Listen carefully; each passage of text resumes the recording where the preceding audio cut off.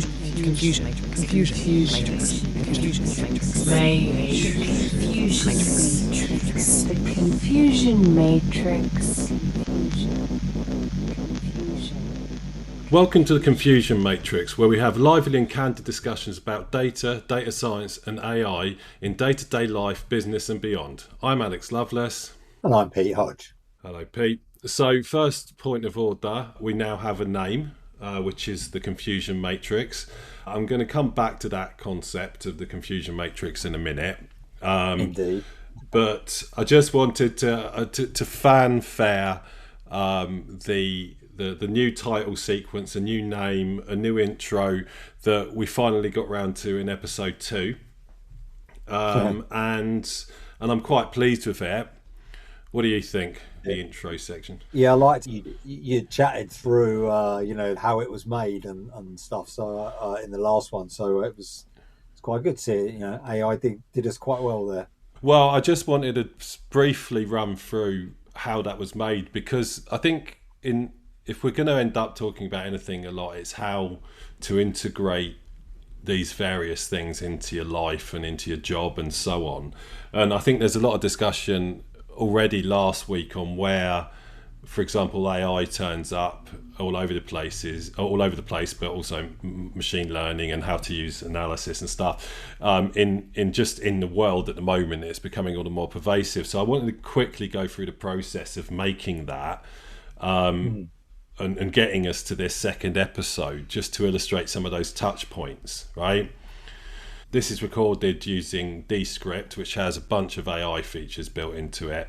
But the beginning and ending credits were created by me. Now, I could have probably just gone and got one of the multimodal AIs to build something for me, but I actually quite like doing this stuff. And what was the quote I heard the other day? I want AI to do my dishes so I can spend more time doing art. I don't want AI to do my art so I can spend more time doing my dishes, right? And so I quite like doing this stuff. And so how I did this was, I have a little homegrown application called the Image Mangler that exists to help me make generative art. And that is it's roughly speaking a highly constrained deep learning neural network based on, I think, if I remember, it's on PyTorch. No, it's not. It's on something flow. What's it called? TensorFlow. Yes, TensorFlow. And it tries to learn via a autoencoder that in real world would just remember an image and then be able to regurgitate it as it was originally. But then I constrain it with the amount of layers, the amount of learning epochs and things like that, so that when it produces the image, so I get it to learn a whole bunch of images, and when it needs to recreate those, because it wasn't able to learn them properly, it mixes them all up and it gives these really cool results, right? All sorts of images mangled into each other, made to look good. And so I already had that running, and I used it to create a whole bunch of images that included lots of random stuff and then pictures of me and Pete, right? And that was all cool. And then I colorized it, so that I only teach it on black and white images. It produces black and white images, and then I colorize it using Matplotlib, right? So I actually use Matplotlib color maps, and you can just apply any, because you can take a monochrome image and put any color on it in Matplotlib. It just changes the pixel values to that range. But I put in instead of like blue, I put in like one of the random Matplotlib color maps, and it creates these amazing spectral ghostly images.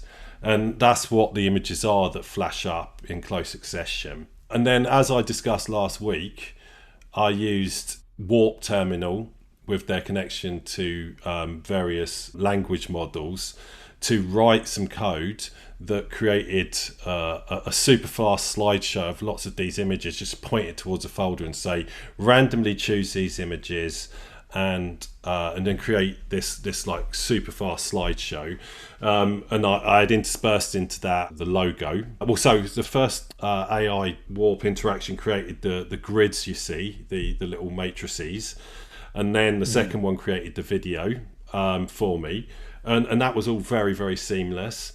And then I sort of took bits and pieces of that and teased that out to create that sort of logo square that you get with the confusion matrix on it, and created more of these little slideshow videos with, you know, bits of it missing, so it creates that sort of degraded feel.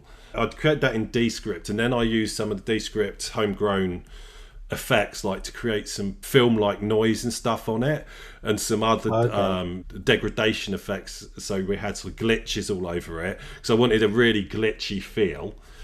And that's the visuals. That's pretty much what I did, with a few fades in, fades out. I didn't use many of the AI features on, or if any of the AI features on Descript to do that. I just used the tools that were available. And then finally I did that the sort of soundtrack. Now this is quite interesting, because I was just occurred to me, what I want is lots of different voices saying confusion matrix, like I was in a crowd of people, right? Because I wanted to have this sort of chaotic, confusing feel. And I was like, well, I could record myself over and over, but that's going to sound a bit weird. I could get some other people to record that. And then I remembered that OpenAI, ChatGPT, has a text-to-voice option, right? Which I've never used before, because I've never had need for it. So all of those voices were created by ChatGPT. And you can speed it up and slow it down. And some of the slower versions sounded weird as. And so that final clear one that you hear, where she says the confusion matrix, is like half speed, I think. And so I used Audacity to cut and paste and drag those overlapping each other. And that worked quite well. Although I'm thinking about it, it's another touch point I could have used Gen AI for, I would assume.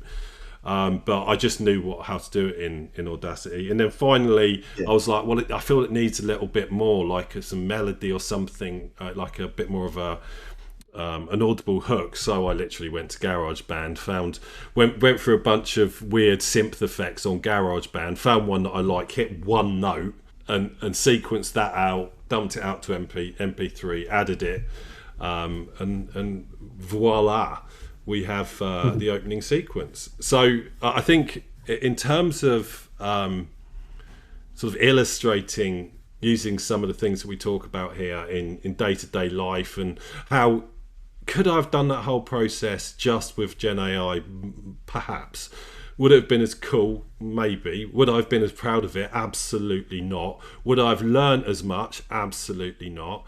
But did I use all of these bits and pieces of tools that I've learned, be it more traditional machine learning neural networks, Gen AI, and then just traditional sort of sound and video tools, it just woven in there? I would not have got anything like that cool if I tried to do all that manually, for example, with iMovie. You know what I mean? So I think it's come out really well. I'm really pleased, and I'm quite pleased with a sort of end-to-end use case like that.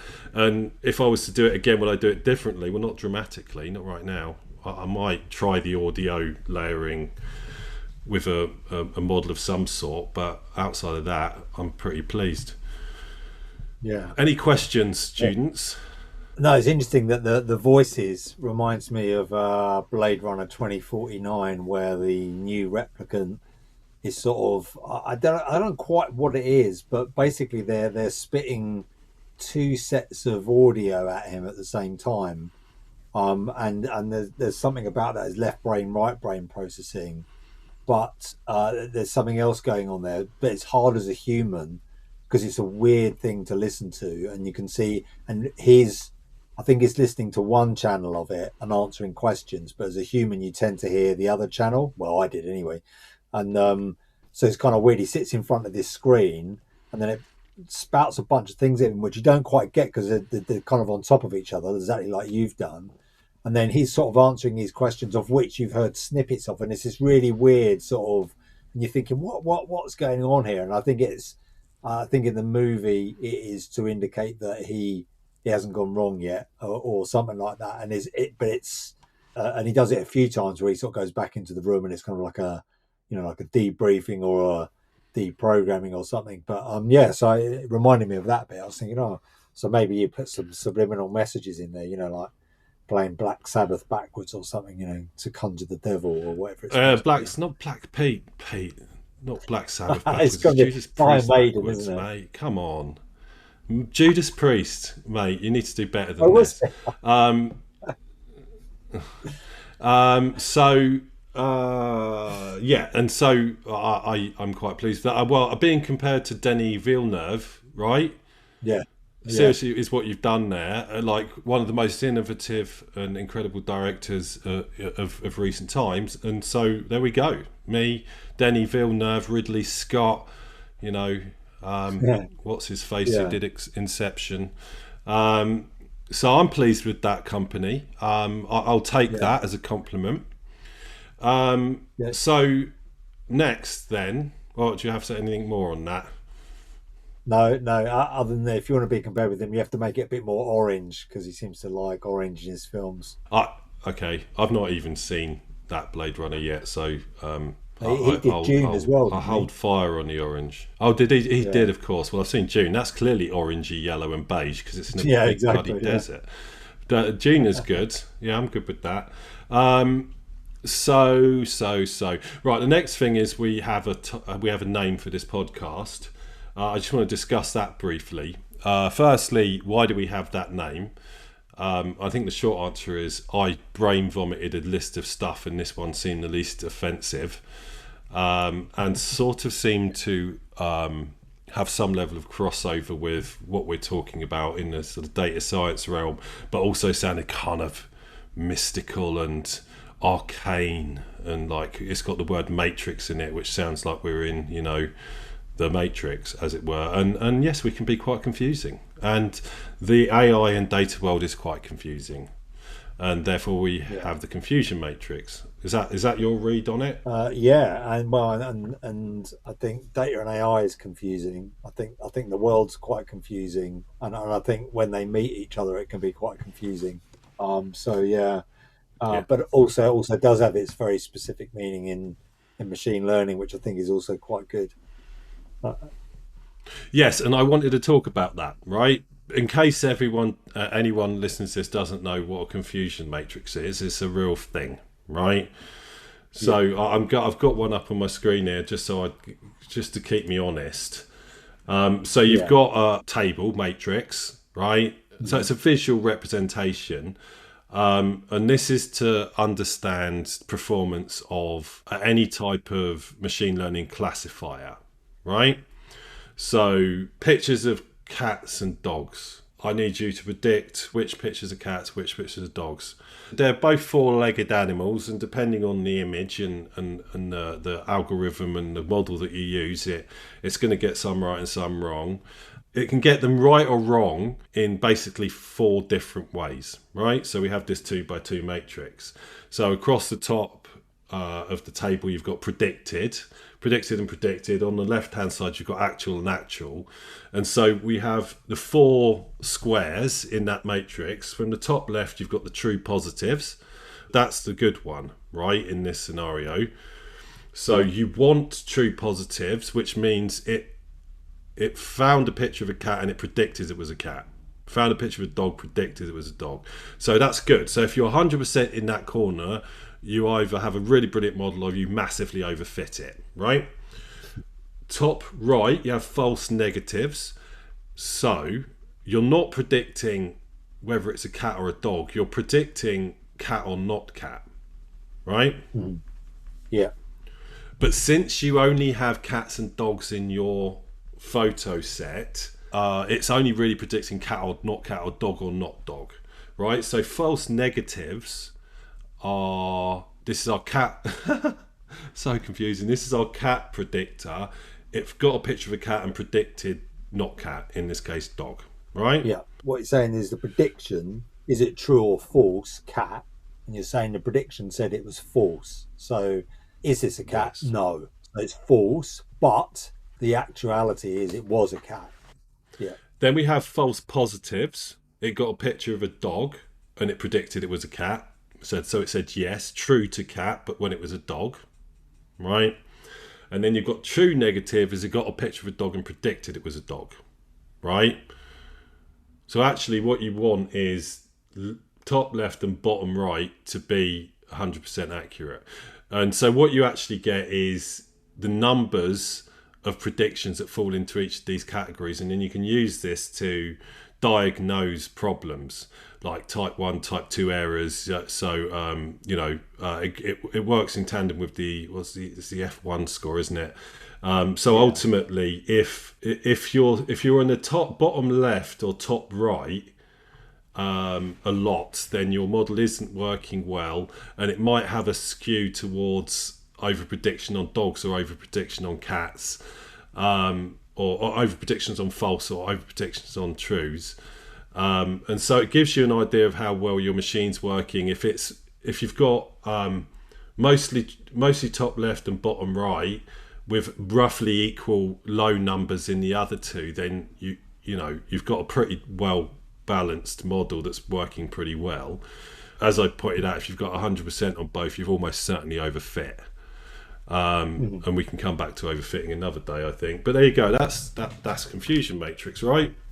Use them a fair amount. Yeah, I mean, I always see them as that, like you say, they're the square, and it's almost like you colour out the diagonal line from top left to bottom right, and they're the ones you want to hit, and the other two, and if you make bigger ones, they're all the ones that you don't want to hit. So you want your numbers falling in the sort of diagonal, but like you say, even if they do, then you have to be a little bit suspicious. In other words, I've got 50 images out of 100 of cats, and I predicted that all 50 were cats. It is somewhat suspicious. That means your model never makes a mistake. Well, and that's kind of and I think it's quite an oddly unexplored facet of the mindset you have to be in to do any of this type of work, is to be suspicious of good results. Right, be suspicious of things that look clean and very accurate, and because the world isn't clean and tidy. Your business performance over time is not clean and tidy. Therefore, you can't expect your forecast to be very accurate, because it would be deeply suspicious for it to be so. Right, pictures of cats and dogs aren't always that distinguishable. Right. And for me, whenever I see something, I hit the perfect number, I got exactly what I was expecting, I'm immediately like, no, that's not likely. Maybe when I investigate, it's actually right, and I just hit the jackpot, but it almost never is. I've almost certainly introduced some sort of bias into the process. So be suspicious, right? Yeah. And that really, that becomes a fundamental part of the shift from thinking of, we call them models, or you can call them AI, but the shift from thinking about computing around a model that's using data to predict something, and what people might have learned a bit more traditionally about computers, which is there are a bunch of logical statements and rules that a computer follows. So if you think of calculator, that's much more along the rules based, because we've got a bunch of rules around maths. We know that 1 and 1 equals 2. There's always an answer, and that's what the calculator is going to do. The sort of stuff we're talking you'd use a confusion matrix on is you are using data, as in here in our example, pictures of cats, to input to a model where it learns what a cat is and what a cat isn't, effectively, to keep it nice and simple. And then you give it new data, so a bunch of pictures it hasn't seen, and you say to it, okay, here's a picture, is that a cat or isn't it? And so it's using the data to build a model, and then it's using that model to predict against, it's basically comparing the new image with its model, and coming up with a prediction. And so it's not following a rule. It's not saying, oh, if it's got this, this, and this, it's a cat. It's saying, oh, well, I've built a model around imagery, which sort of has a bunch of rules in it, but they're not rules input by the programmer. The things it's learned, and the more images it loads up, like the human brain, the better it gets, hopefully. And then it's building those rules in inverted commas around the pieces it's pulling from those images, and then given a new image, it's trying to predict whether that is or not. And that goes for many things in this data realm, and hence why you end up with this confusion matrix, where you're saying, you don't need a confusion matrix to know that 1 and 1 equals 2. I mean, you can use one, but to test a model. But the reason why we're doing it is because the algorithms that it's using to create that model have a stochastic, i.e., probabilistic element to them. And so when it does that prediction, there's a chance that that prediction is wrong because of some of the probabilistic elements in there. And so therefore, you need to rate it. Was it wrong? And then, okay, when you say wrong, why was it wrong? Did it predict cat and it wasn't a cat? Or did it predict not cat and it was a cat? Or did it predict cat and it was a cat? Or did it predict it wasn't a cat and it wasn't a cat? So they're the 4 that you get out of it. And that's why it's useful. And then the numbers we talk about is like, well, that's because we gave it 100 images. So of those 100, how many did it predict in each one? And then obviously we can go through it as humans, and then we have in inverted commas, right answer. We go, well, actually, there were 75 cat images in there, and it only predicted 50. And that's when you can start to bring out some form of percentage of accuracy, which has its own problems. But you can say, well, there were 75 in there, and it got 50 of 75, so we can say it got 50 over 75, give it a percentage, and we could use that as one measure for accuracy. Now you still got those other 3 boxes to contend with, and you could create an accuracy out of that. But straight away you can start to see, well, already the idea of accuracy starts to get not vague, but you start to go, well, which one do I pick as my measure? So that leads into a bunch of new confusion, which we probably don't want to go into right now. But we definitely should cover this at some point. I mean, you get to the point where we're saying it can be too accurate, which to some people would be absolute anathema. But we're talking about, as you say, deterministic versus stochastic approaches here, and that we're dealing with the sort. I mean, if you want to add 1 and 1, well, it's easy. You just do it. If you want to times, 275 by 943, pick up a calculator or stuff it into Excel. But because there's no ambiguity there, but there's massive amounts of ambiguity in terms of things like classification and so on, and you just simply can't have hard and fast outcomes that are absolutely deterministic and are correct.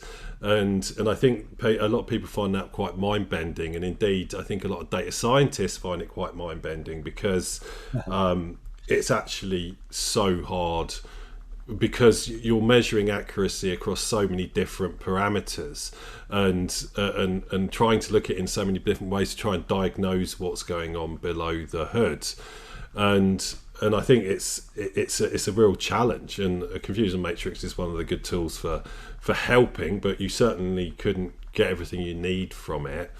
There we go. Confusion matrices. We'll delve deeper into the wonders of prediction accuracy on another day. Did you? I've covered my items, Pete. Did you have something to bring to the party today? Yeah. Last week I was running through one of our case studies that we've done before, and I was just kind of getting a few extra bits down, and it was just quite a good reminder for me of how taking something which appears quite simple on the surface can really reveal so much of life. And what it was I think it's applicable a lot across a lot of businesses. It was the amount of hours people are working on things. And some businesses are very tight on this, and some people don't bother. And so I think there's a fair spectrum of companies that either want to record time, are recording time, and then it's kind of what you can do with it. The specific use case that I had was we're recording people's hours and what they're doing, and can we glean more information from that? And there were a few specifics that they wanted to come to, which interestingly enough didn't turn out that well.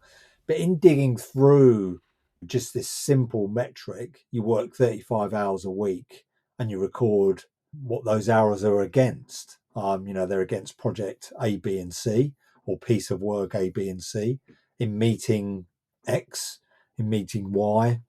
And obviously you can get into the whole away from my desk, getting a cup of tea, going for lunch, you can get into all sorts. And there are bits of other data which comes out of work, physically being in an office, like, you have an ID pass and you might be passing through doors for floors, doors into certain areas.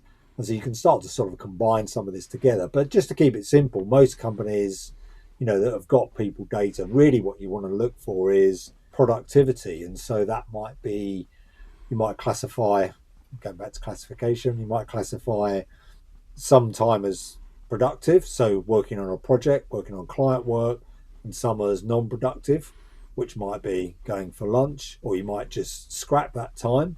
And so actually I'm not really even interested in that. Non-productive time might be seen as non-client meetings or any meetings, or and so you can cut these things different ways as to what you might see productive, what you might see non-productive. And a sort of starting point in there is, okay, well, so first thing you get is you start to get some sort of ratio for time spent in office, how much is spent on, in quotes, productive time, and how much isn't. And then, okay, we can roll that across a team. Across a team of 5 might not be that useful. Across a sort of department or a team of 50 or 100, you start to get some sort of interesting bits. Across your whole company or a whole floor of people, you might be talking hundreds, thousands of people, across different geographic areas, different countries.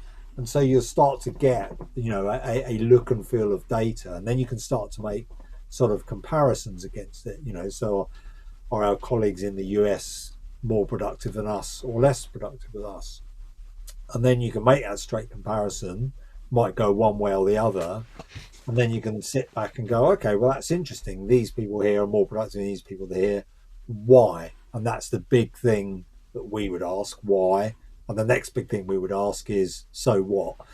And so going down that route there, that's the fairly sort of standard productive, non-productive, could lead you down a few places, might lead you down a little bit of place where you don't want to go, where you start to, and we've all heard some horror stories where you're starting to measure people and saying, oh, spending too long at lunch, too long away from your desk, cigarette breaks in the toilet, that sort of stuff. And I'm certainly not advocating that you would measure that. I think we've all heard of companies that are measuring time on your keyboard, keys clacked. Are you being productive in your typing? Or you're at your desk, but you're only actually using your keys for 8 out of 12 minutes. You can really drill down here, which we don't think we really want to go into.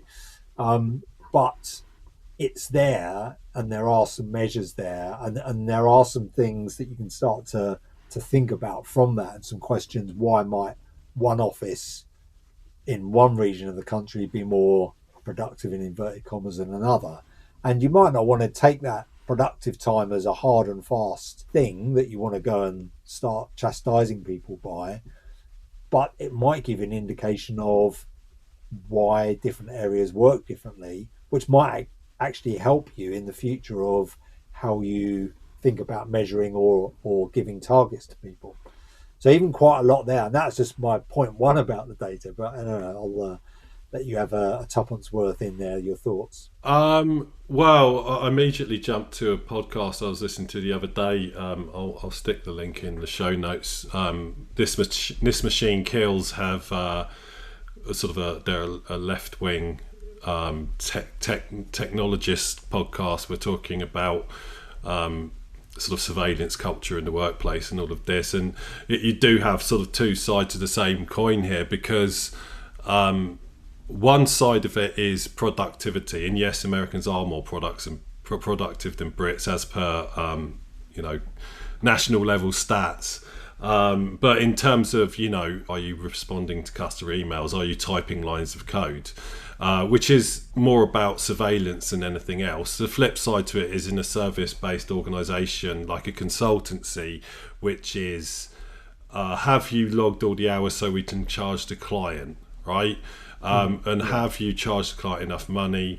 And is your time being used effectively? And it gets ridiculous. It's also heavily context dependent, and one, as you can see by the way I'm saying this, one bleeds into the other. You can see how you get from the point that we just want you to record your time properly so we can charge the client, to you went for a piss and it took you 30 seconds longer than is allowed in our company policy, therefore I'm going to censure you.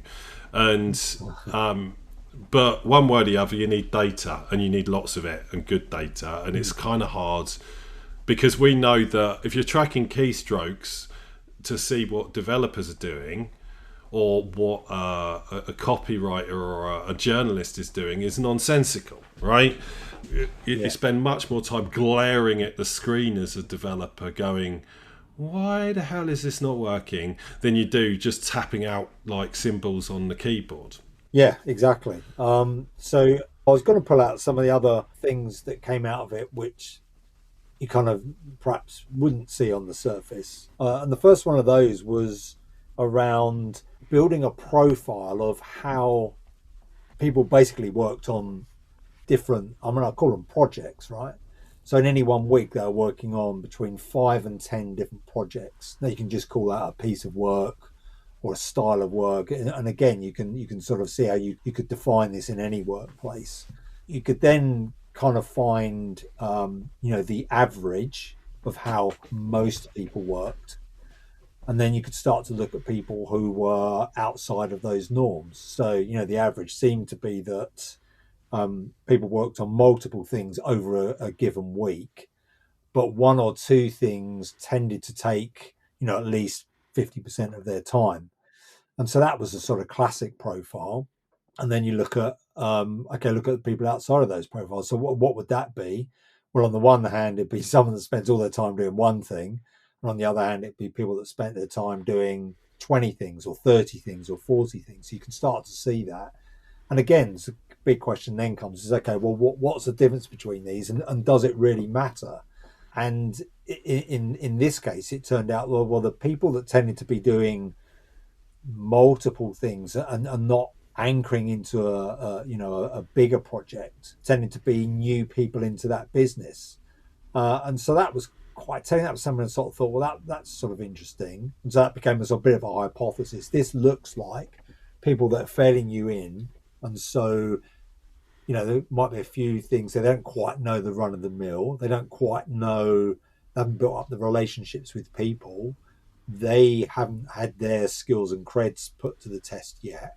And so they end up working on a variety of things, kind of why they find their feet. And that seemed quite logical to me. And so this was that translation of data into behavior, into, well, what's happening in real life.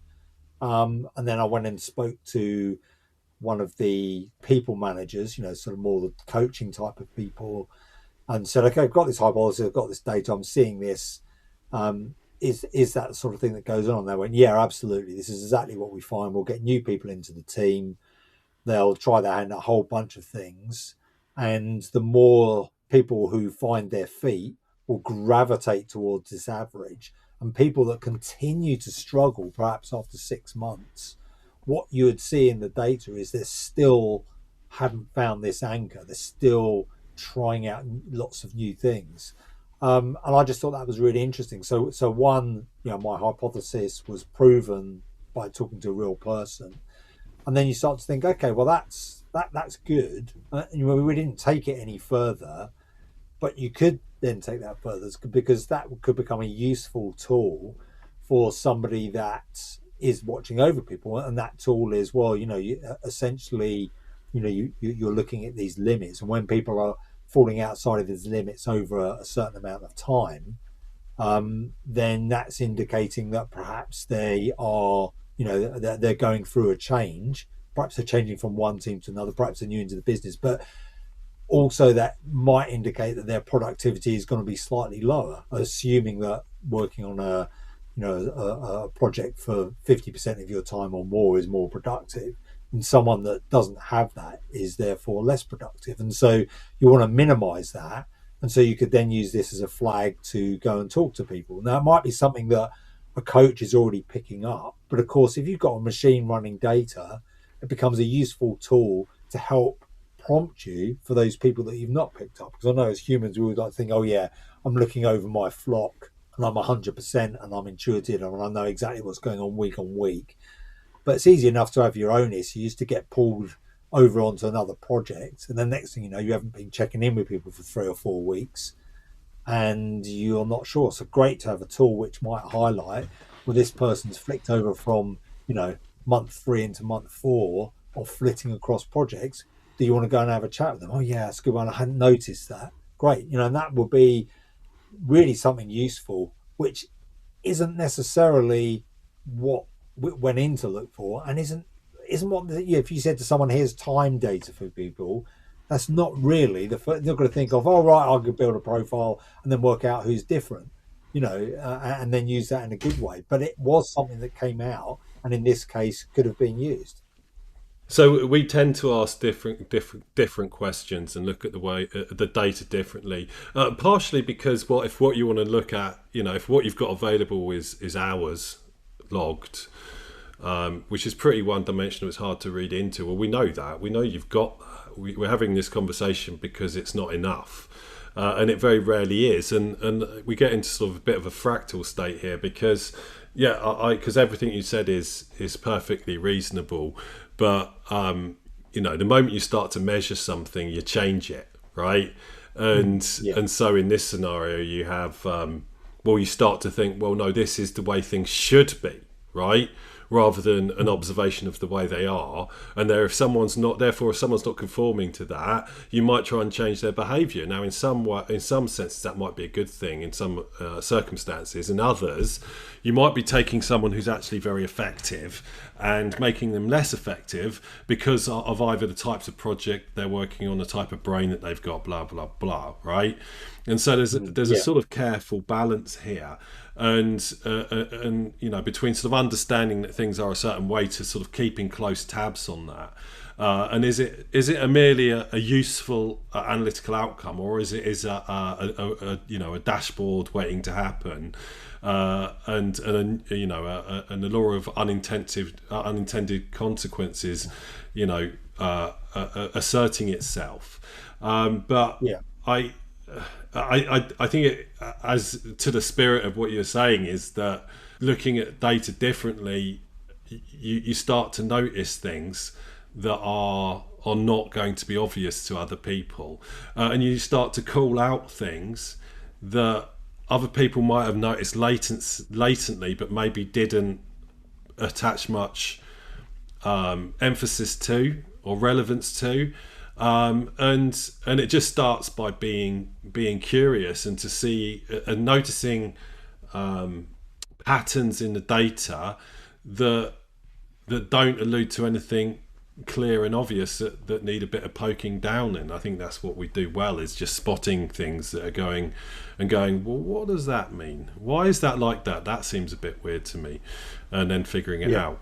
Yeah, no, absolutely. And another thing that came out and really starts to go to what you're saying there about behavior and the change.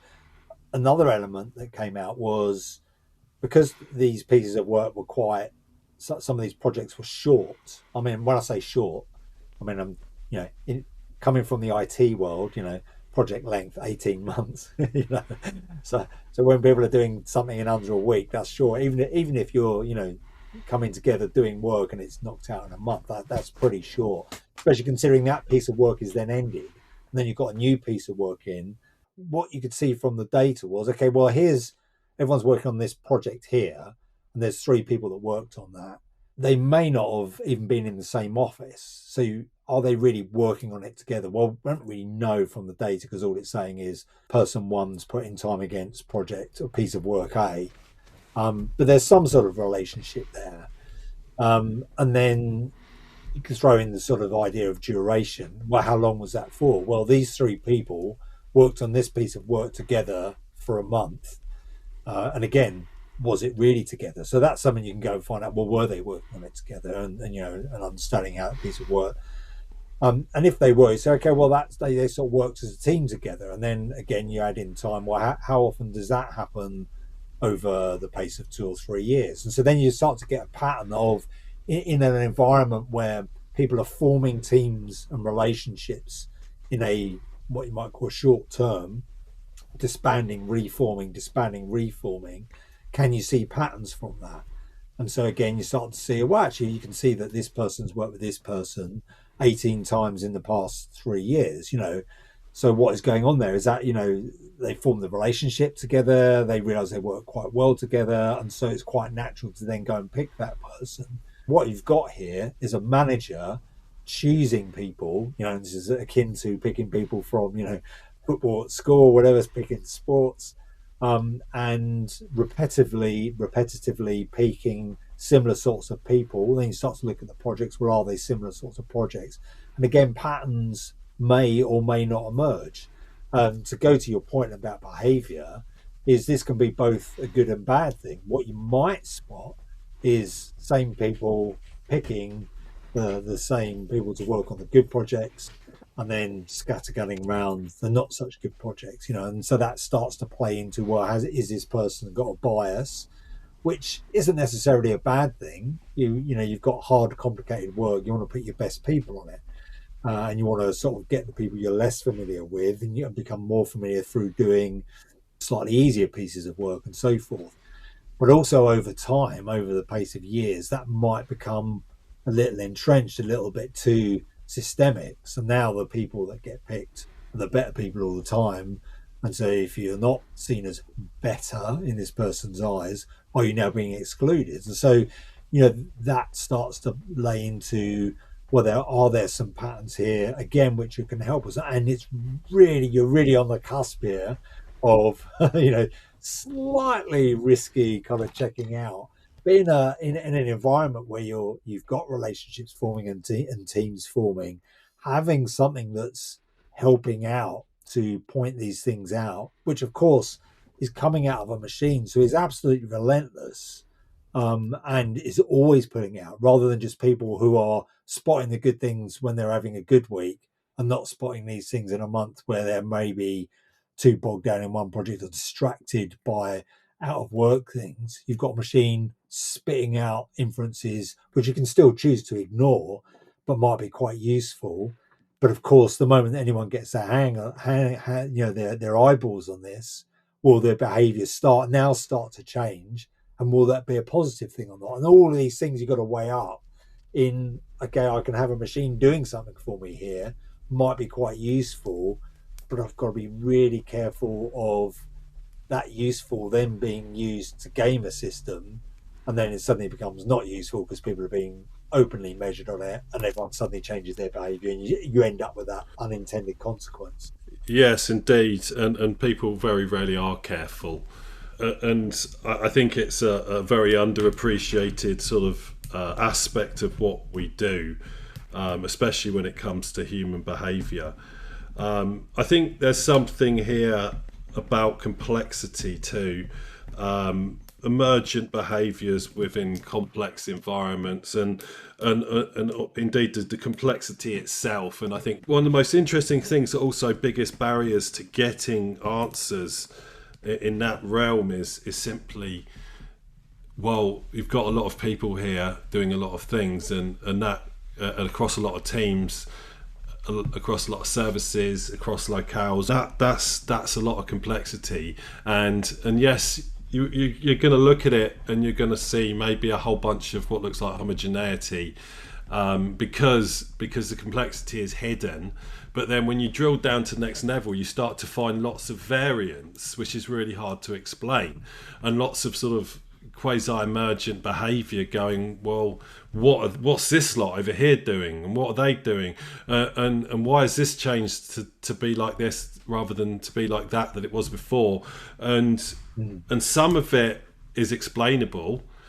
Because oh no, that's because you changed the rules on X, or you changed the reward profile for it, and some of it might just be because stuff shifts, things change, humans grow, complex environments will swing back and forth, and back to the whole sort of chaos theory, butterfly flaps its wings, a fairly small thing within that overall environment, like someone who was like a key influencer, even if they were quite junior, left, who provided the bridge between a lot of teams, and suddenly those teams spin apart, right? Which is a really common thing, and no one notices it because that person was a no one, but they don't recognise that they're the effect of doing some of these things, and I think that type of stuff is very underappreciated, but it makes our job really hard because what business users want is certainty. So I asked you to calculate this metric so I would understand things, and what we often have to go back with is it's not really that simple. There's no black and white here, because you work within a very complex system, and they want very simple, very direct interpretations, and we have to say, well, there's a few ways of interpreting this, or we have to go back to them and say, no, there's not enough data, right? You're not collecting enough data about the right people, and all of that combines to make us unpopular all times. Yeah, exactly. Yeah, yeah, and they're all, from our point of view, they're all good answers, but like you say, they're not necessarily the answers people want to hear. They want solution to the problem. We're saying this is really complex. What I like about it is there's usually a way through that complexity, and then there's a way, there's hypotheses you can pull out of that, and then say, well, we don't know if this is right, but it appears that this is happening. So if we try this, then this other thing may happen, and we got data, we're looking at it, so we can quickly tell whether we're right or wrong here, and that's how we roll. But it's not how other people roll. And that would definitely be a topic for another day. But it's what makes our job both interesting and very frustrating.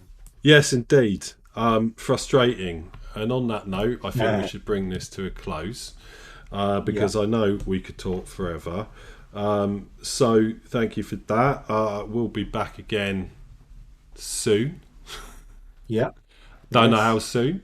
But with more stuff, more fun, more data and AI related hijinks. Thank you for listening, everybody, and we'll see you again soon. Cheers. Bye.